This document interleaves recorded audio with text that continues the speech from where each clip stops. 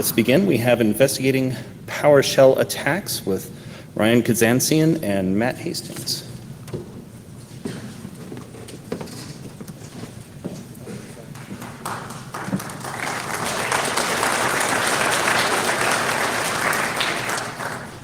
Good afternoon, all. Thank you so much for coming to our talk this afternoon. I'm Ryan Kazantsian, Technical Director with Mandiant. I'm here with Matt Hastings, one of our consultants and investigative leads. And welcome to the talk. So just to make sure that we're all in the right room, this is investigating PowerShell attacks. This is not investigating these blue shell attacks. So just so that we're clear, different blue shell, same deleterious effects. So what got us started on this? So we've actually seen quite an uptick in the use of PowerShell during targeted attacks throughout the past 2 years, I'd say, at Mandiant. Matt and I actually worked a case this year between January and April in which the victim's VPN had been compromised by an attacker for about 3 to 4 years. And the attacker was almost exclusively conducting command and control from their own system over the VPN to the target hosts through scheduled tasks, a couple locally copied PowerShell scripts, and PowerShell remoting, which is basically PowerShell over the network. And what we came to see is that when an attacker is good at this, it's really, really hard to reconstruct what they did on the endpoint system. And so that kind of was one of the impetuses for us to begin this research. We're not in this class, the course of this presentation, going to explain how PowerShell works or all the things you can do with it. Suffice it to say, if you're not familiar with it, it's an incredibly powerful command line and scripting environment.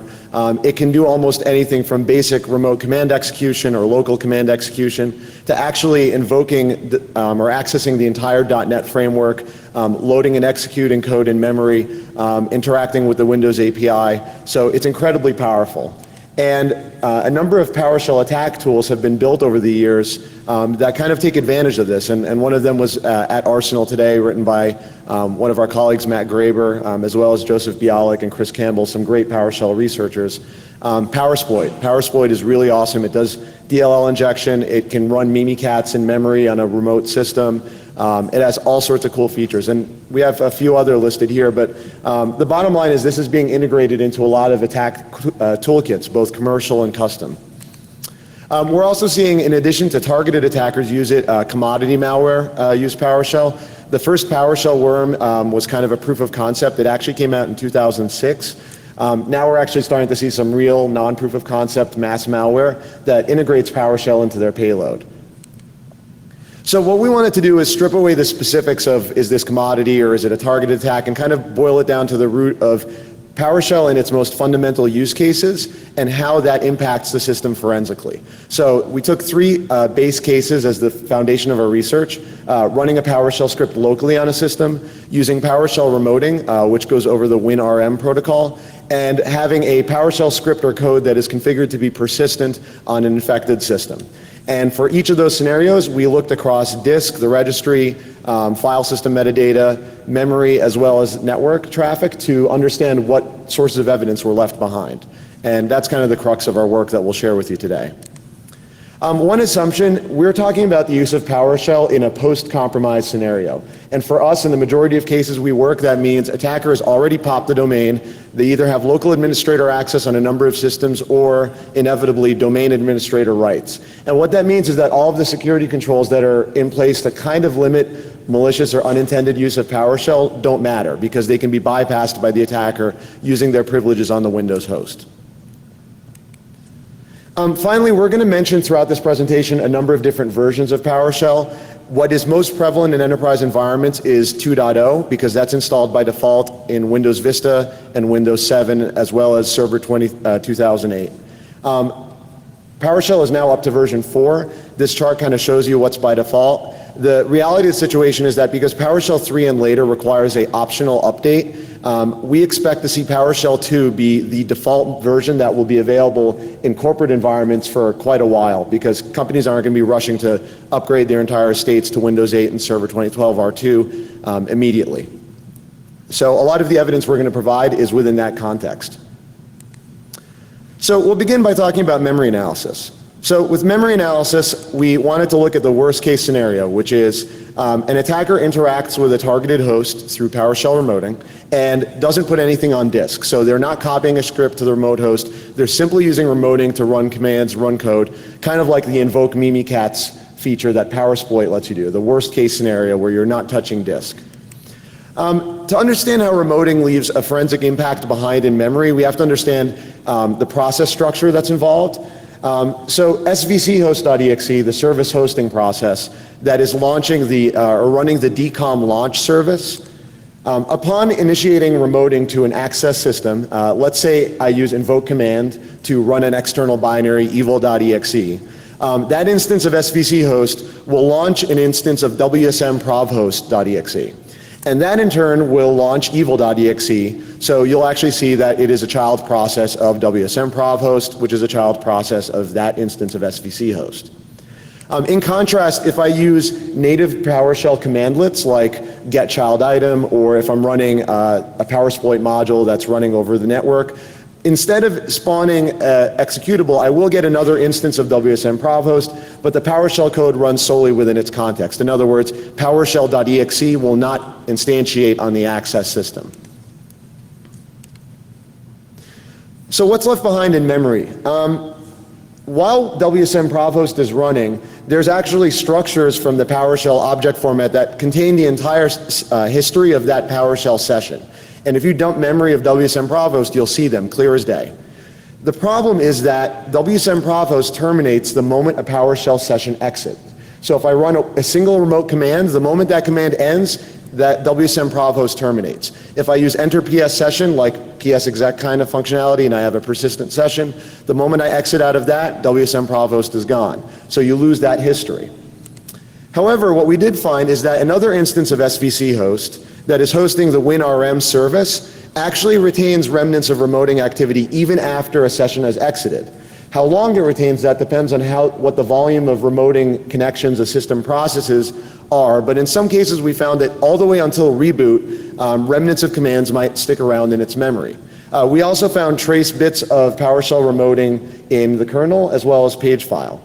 And what we have here, I'm not going to read through the entire thing, is a table that kind of compares these different sources of evidence in memory and how long the evidence is retained. But the bottom line is svc host for the WinRM service is your best bet for recovering some of this evidence of remoting activity. Now, what it looks like is in memory is a little difficult to eyeball or search. What you're actually going to find in WinRM memory is the SOAP structures that PowerShell remoting is encapsulated in when it goes from one host to another. And so in this very simple example, I have a PowerShell commandlet to echo a string to a file, and I have a snapshot of what we recovered in memory from the WinRM service process. And you can see around all of this XML, and I apologize if this is hard to read, you can see the exact command that we ran. Similarly, we use the Invoke-Mimikatz module in PowerSploit to remotely run, in fact, download the script and run it in memory without ever touching disk. And again, on the target host, WinRM service memory retained the entire command that made it very obvious what happened for many, many hours after the activity occurred. If you want to find this in memory, I think one day this might be a good candidate for perhaps like a volatility module. For a string search perspective, what you're looking for are remnants of the PowerShell remoting protocol, PSRP, or remnants of the strings that encapsulate or surround the commands in the SOAP XML. And so by looking for some of these like RSP command and RSP command line, you can find traces of commands and or their output. So really with memory analysis, timing is everything. It's really hard to recover this evidence, but it is in memory. We just wanted to define what was available and for how long. System uptime, memory utilization are all variables that are going to impact this. Thanks, Ryan. So when we looked at event logs, we tried to cover two key scenarios, both of which is when an attacker is interacting with the system both locally and remotely using PowerShell, and try to answer three key questions. The first being, which event logs are even available to us, and what type of information are going to be found in each one of the logs. And then finally, and I'll go into more detail in this in a few slides, is really the differences between PowerShell 2.0 and 3.0 and what you can see between the two.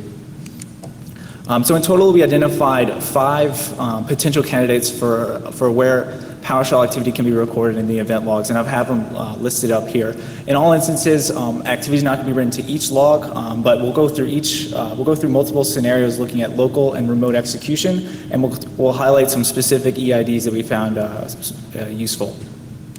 So first, looking at local PowerShell execution and the PowerShell log itself, we identified 2 events, event EID 400 and EID 403, that recorded specific execution time. So in EID 400, the engine state changes from none to available. This indicates that activity has begun. And so if you look at the generated time of this event, you can deduce, okay, this is when PowerShell actually started running. Similarly to EID 403, this records the stopping of the PowerShell engine. And so taking these 2 times, you can say, okay, this is roughly how long PowerShell is running on the system.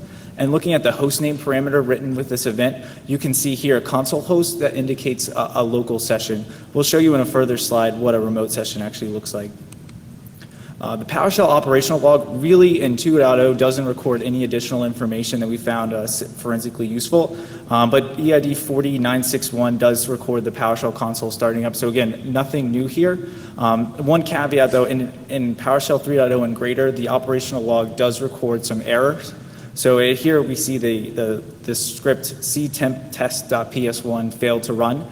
Similarly, if you fail to connect to a remote system, that will also get logged here. So you can see the remote host name or IP address that PowerShell failed to connect to. Finally, the PowerShell Analytic Log, and before I go into this in too much detail, Analytic logging is disabled by default, and probably for good reason. Once it's enabled, it generates a massive amount of events and is not really meant for long-term sustained logging. But if you do enable it, at least on PowerShell 3.0, you can get specific command execution. So here we can see in the same event ID, we see test.ps1 is started. Specifically then write host, any command like that you would run within PowerShell is also captured. And finally, if you run an executable through PowerShell, that's also being logged. A big caveat here though, and something that we can overcome later in PowerShell 3.0 is this isn't going to capture any event arguments. So you're just going to see what is run and not the context in which it's run. Moving now to PowerShell remoting, and back to the PowerShell event log itself. The first EID 6 is actually a message that's recorded on the caller system, so where you're running the remote command from. You see here that it's recording creating the WSMan session. So WSMan is the protocol used within the WinRM service. And so this indicates that a remote session is beginning on the remote system. And similarly, back to the PowerShell log on the victim, here we see EID 400 and 403, again, recording the start and stop of the PowerShell engine. And here you see the host name is server remote host, indicating that it was a remote connection and not local. The WinRM operational log, again, this is specific to remoting because PowerShell utilizes the WinRM service, so obviously events can be written to the WinRM log. Here you see EID 169 actually records the specific user and security protocol that's used to authenticate. So here you see Matt H is using NTLM to log into the system. And then similar to the PowerShell log, you can deduce the length of activity looking at EIDs 81 and 134. Going back to the PowerShell Analytic Log, I did mention that it generates a lot of events, and it certainly does, but it does capture specific commands that are being run on a system, just in an encoded format. So here you're also seeing in event ID 32850 the specific username that's being authenticated, and then finally in 32867 and 868, you're seeing the specific payloads every payload being sent and received to and from the remote system. And this will include both the protocol negotiation that happens at first, and then every single instance of data being sent back and forth to and from the victim machine. And it's all in an encoded format. So if you look, it really doesn't give you anything. You don't, just by default, you'd have to copy this all out and decode it. So here's an example command being sent, just saying to get the child item of C, which is basically just ls on the C. So once you decode it, here you do actually see specific commands being run with arguments. So here the command is get child item. It's not a script, and it's being run on the C directory. And here we have an example of the response being sent back. And one thing to remember is in PowerShell, running specific commandlets causes all responses to be sent back in the form of an object. So every time, or every single specific directory or file within the root of C is going to be sent back in a separate or recorded in a separate event log as an object, and you're going to see all of this information. So a single command being run remotely is going to generate a large number of events. Each one has to be decoded, and it's really not practical to do so. Another option that you can employ, specifically with PowerShell 2.0 that we've seen a lot of some companies use that I know Ryan's worked with specifically, is the global profiles. There's a number of profiles that PowerShell utilizes that will automatically load on local PowerShell startup. So again, this is only to local PowerShell usage, but using the built-in command like start transcript or even writing some custom code, you can capture all commands being written to and then the responses from the shell. Now, there's some limitations here, one of which I mentioned earlier. This is only for local execution, and also you can actually bypass this fairly trivially with just setting the no profile flag when you're running PowerShell, and nothing here will be loaded. Also, if you're using AppLocker, you can set AppLocker to either audit or enforce script execution. So here we have an example where it's actually recording the time and the path that a PowerShell script is run. So this can definitely be useful too if you're using AppLocker. And then finally, this is the true solution that we found and we recommend, is upgrading to PowerShell 3.0 and implementing module logging, which writes detailed command input and output to the event log in clear text. And every single time a command is run for PowerShell, it creates this event. And we'll see how that's a good thing and then how that's a bad thing in a couple slides. Again, this is just a quick example of how you can configure it. So in this next example, we actually ran a little bit more complex command. So we're looking at the ctemp directory, recursively looking for specific files that have a .text extension. And then we're running basically a grep, which is select string in PowerShell, looking for the term password. So the top event here, we're actually seeing all the commands being passed with the specific argument being logged. And then finally, you're seeing the output here on the bottom. And again, this is all logged in clear text. So in our next example, we actually use the PowerSploit module and with Invoke-Mimikatz. And like I said, every single time a PowerShell command is run, it generates an event. So a single instance of running Invoke-Mimikatz generated over 1,200 events. So it's not practical to parse through them all. However, if you do find the resulting output, it's actually pretty funny. You can see the Mimikatz output in clear text here in the event log.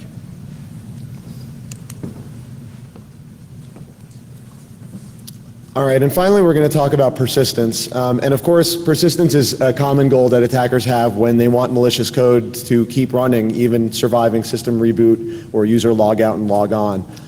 So we're going to talk about some common persistence mechanisms that can be used to persist malicious PowerShell code and how to find them.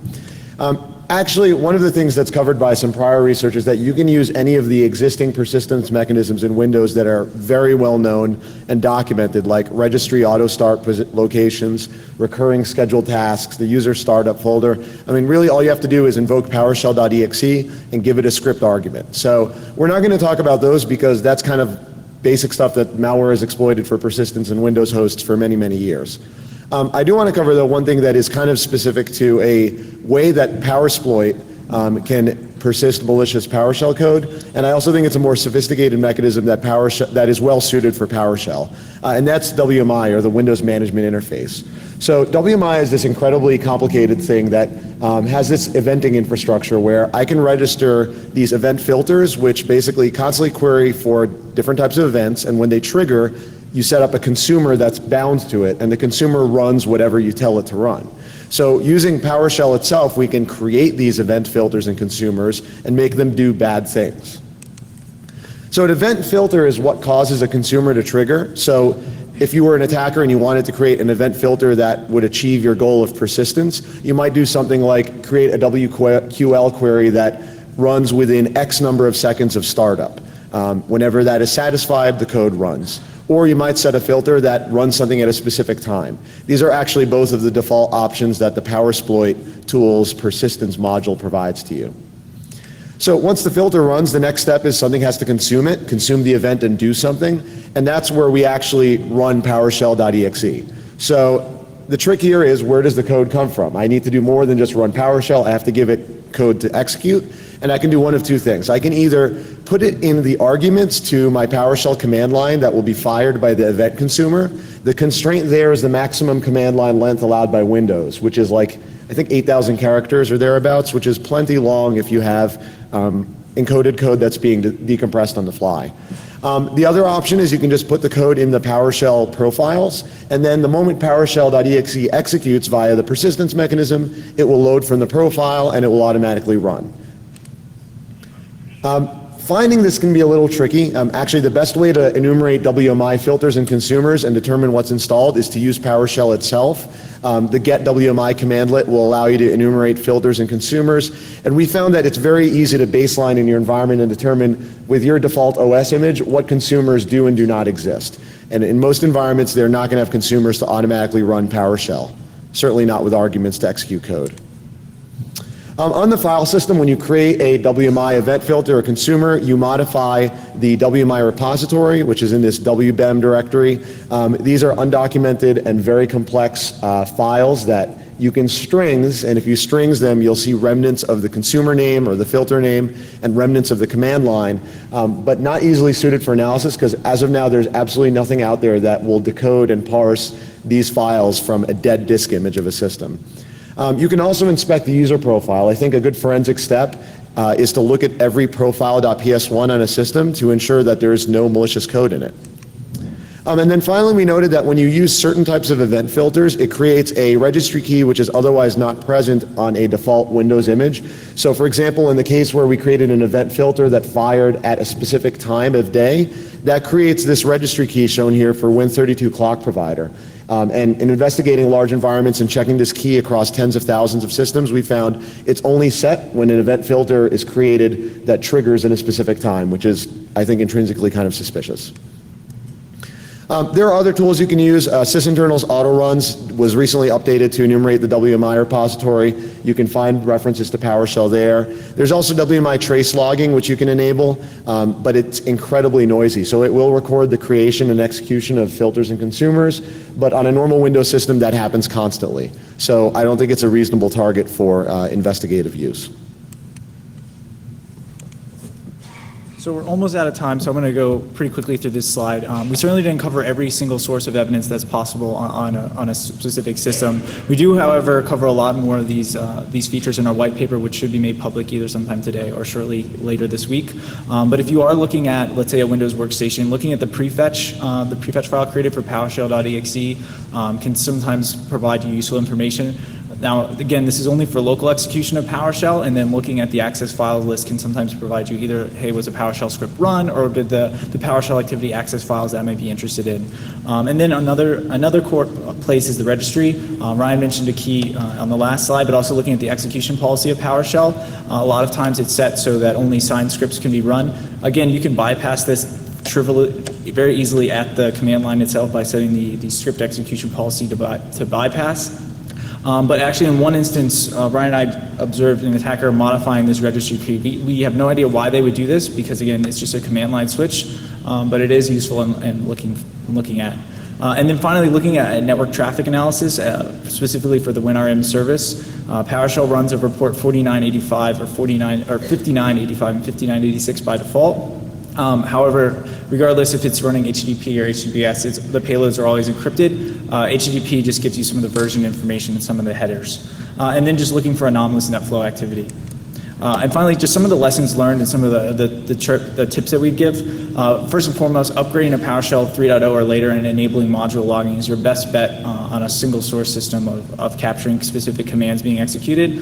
Beyond that, though, kind of looking at a higher level across an enterprise is baselining legitimate PowerShell usage. So looking at registry keys and your execution policy, how do you name your scripts and where are they always located? Do you run remoting? If you are running remoting, who are the users that should be running remoting and what subnets are they running them from? So baselining that and then looking for anomalies is a really good way of detecting malicious PowerShell usage. Thanks. So yeah, in closing, we just wanted to acknowledge a lot of the researchers and coworkers that have helped us out with this work, as well as done some of the groundbreaking research in use of PowerShell for both attack and defense. I'd also like to thank a lot of folks at Microsoft, like Lee Holmes and Dave Wyatt, who supported this research quite a bit. I will say that From their perspective, it's a challenging situation because, again, if someone has administrator on a Windows box, all bets are off. That being said, they are aware that there could be better ways to monitor usage of PowerShell, and I've been told that there are going to be some things coming down the line that will make it even easier with what's built into the operating system to monitor stuff, because the fact of the matter is attackers are going to continue to learn how to leverage this, and we expect to see more and more of its usage. So as Matt mentioned earlier, getting that baselining done and starting to understand how PowerShell is, if at all, legitimately used in your environment will give you a big leg up when you have to start tracking or monitoring for an attacker's use of it. If you have any questions, once again, the white paper that we'll be releasing has a lot more detail. Also, please feel free to either email Matt or I, or you can reach out to us on Twitter. But thanks again for attending. I'm not sure if we have time for questions. Okay, I was told no, so we'll be around, so grab us if you have any questions. Otherwise, enjoy your conference, and thanks again for coming.